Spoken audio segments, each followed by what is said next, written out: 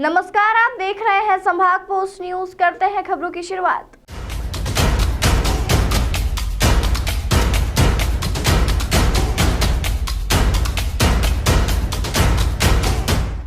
इंदौर में प्रवासी भारतीय सम्मेलन की तैयारियों को लेकर पुलिस के साथ अन्य विभागों के वरिष्ठ अधिकारियों ने एक प्रेस कॉन्फ्रेंस आयोजित की। इंदौर शहर में किस तरह से कार्यक्रम आयोजित होना है, उसके बारे में अधिकारियों ने जानकारी दी।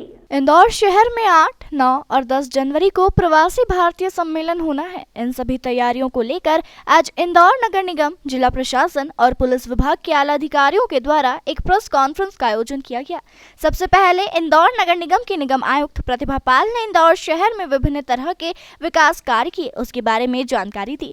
इसके बाद कलेक्टर इलैयाराजा टी ने प्रवासी भारतीयों की सुरक्षा के साथ ही उनके रहने और किस तरह की सुविधा उपलब्ध करवाई जाएगी, इसके बारे में जानकारी दी। इसके बाद पुलिस कमिश्नर हरिनारायण मिश्र ने प्रवासी भारतीयों की सुरक्षा को लेकर तकरीबन 14,000 जवान तैनात होने की बात कही। वहीं उनकी सुरक्षा को लेकर ड्रोन और सीसीटीवी के माध्यम से भी नजर रखने की बात कही। जिस तरह से सुरक्षा को देखते हुए विभिन्न तरह के मार्गों को डायवर्ट किया गया है, उसके कारण आम आदमी को कई तरह की परेशानियों का सामना करना पड़ रहा है। उसको लेकर उन्होंने स्थिति को स्पष्ट करते हुए कहा कि पिछले दिनों जिस तरह से यह बात सामने आई थी कि सुपर कॉरिडोर से ब्रिलियंट कन्वेंशन सेंटर तक के मार्ग को बंद कर दिया जाएगा, इसको लेकर उनका कहना था कि एक तरफ का रास्ता चालू रखा जाएगा। पुलिस कमिश्नर का कहना है कि प्रवासी भारतीय सम्मेलन के दौरान आम जनता को किसी तरह की कोई परेशानी ना हो, इसका ध्यान रखते हुए एक अलग से रोड मैप तैयार किया जा रहा है। संभागायुक्त पवन शर्मा ने मीडिया से चर्चा में कहा कि प्रवासी भारतीय सम्मेलन में जो विदेशी आ रहे हैं, उनकी कोरोना की दिल्ली में जांच हो जाती है। इंदौर के होटल के साथ ही विभिन्न जगहों पर जहां प्रवासी भारतीय रुकेंगे, वहां पर स्वास्थ्य की टीम रहेगी जो तत्काल उनकी जांच करेगी। भारतीय दिवस है, साथ ही ग्लोबल इन्वेस्टर समिट का जो 5 दिवसीय आयोजन इंदौर में होने जा रहा है, आज उसकी जो तैयारियां हैं या उसकी जो रूपरेखा है वो इस प्रकार से रहेगी। कार्यक्रम की शुरुआत 8 तारीख से होगी। 8, 9 और 10 को 3 दिन प्रवासी भारतीय दिवस रहेगा। प्रवासी भारतीय दिवस का जो पहला दिन है वो यूथ प्रवासी भारतीय दिवस को डेडिकेट किया गया है। इसमें ओपनिंग सेरेमनी रहेगी और इंडियन डायस्पोरा का, यूथ इंडियन डायस्पोरा का इंडियन जो योगदान है उनका, उस पर प्लेनरी सेशंस रहेंगे। पहले दिन का जो सेकेंड हाफ है वो मध्य प्रदेश को डेडिकेट किया गया है और इसमें हमारे फूड प्रोसेसिंग, टेक्सटाइल और जो महत्वपूर्ण सेक्टर्स हैं जो पिछले सालों में लगातार वृद्धि कर रहे हैं, उनके संबंध में सेशंस रहेंगे। ऐसे कुल मिलाकर के 6 सेशंस प्लान किए गए हैं। एट अ टाइम 3 सेशंस रहेंगे। जो दूसरा दिन है प्रवासी भारतीय दिवस का 9 तारीख का, वो मुख्य प्रवासी भारतीय दिवस इसी दिन मनाया जाता है।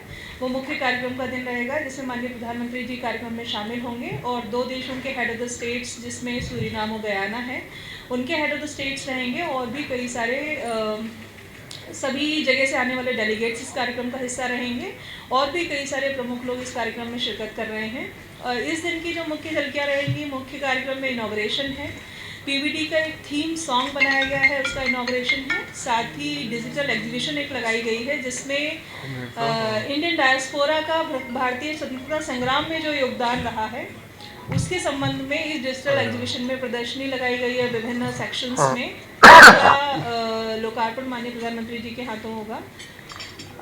इसके बाद का जो सेकेंड हाफ है उसमें भी प्लेनरी सेशंस रखे गए हैं। जो 10 तारीख का कार्यक्रम है उसमें पहले हाफ में प्लेनरी सेशंस हैं और सेकेंड हाफ में प्रवासी भारतीय सम्मान अवार्ड्स जो हैं उनका वितरण माननीय राष्ट्रपति महोदया की उपस्थिति में रखा गया है।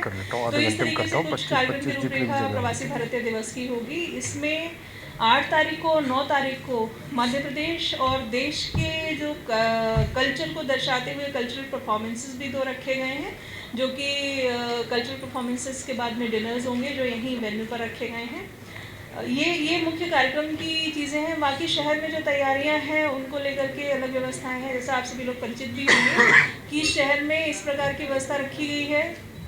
जिस समय हमारे डेलीगेट्स आ रहे हैं उस समय, क्योंकि हम देश का सबसे साफ शहर हैं, तो हमारे शहर की सफाई व्यवस्था अप टू द मार्क रहे, जिसके लिए हम जाने जाते हैं। साथ ही साथ शहर में सौंदर्यीकरण, जो जन भागीदारी है, जिस तरीके से लोगों ने प्रवासी भारतीय दिवस और GIS के लिए जो लगातार बैठकें हुई, उनमें अपने जो सुझाव दिए या जो जवाबदारियां ली, वो लगभग सब जगह हमें कंप्लीट होती हुई दिख रही हैं, चाहे वो बिल्डिंग्स में लाइटिंग को लेकर के हो या अपने बाज़ारों को सजाने को लेकर के हों। इसके अलावा कुछ मुख्य कार्यक्रम कई सारे एसोसिएशंस ने प्लान किए हैं, जैसे काइट फेस्टिवल AIIMT ने प्लान किया हुआ है।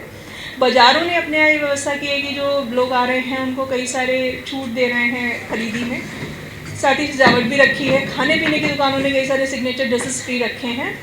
इंदौर नगर पालिक निगम की ओर से एक हेरिटेज टूर सभी जो इस कार्यक्रम में डेलीगेट्स भाग ले रहे हैं उनके लिए निःशुल्क रखा गया है, और इसकी व्यवस्था हम लोगों ने इस प्रकार से की है कि जो लोग वेन्यू से जाना चाहें हेरिटेज वॉक या हेरिटेज डेस्टिनेशंस को विजिट करने के लिए वो जा सकें। साथ ही होटल से भी इस तरीके से क्लब बना के रूट बनाए गए हैं कि इसमें जो भी भाग लेना चाहें वो ले सकते हैं। साथ ही MP टूरिज़्म ने भी अपने पैकेजेस रखे हैं, जो आसपास के जो अपने दर्शनीय स्थल हैं उनका विज़िट करना चाहें कर सकते हैं। एक महाकाल लोक का जो विज़िट है उसको निःशुल्क रखा गया है। तो इस तरीके की कुल मिलाकर के तैयारियां इस कार्यक्रम को लेकर के की गई हैं।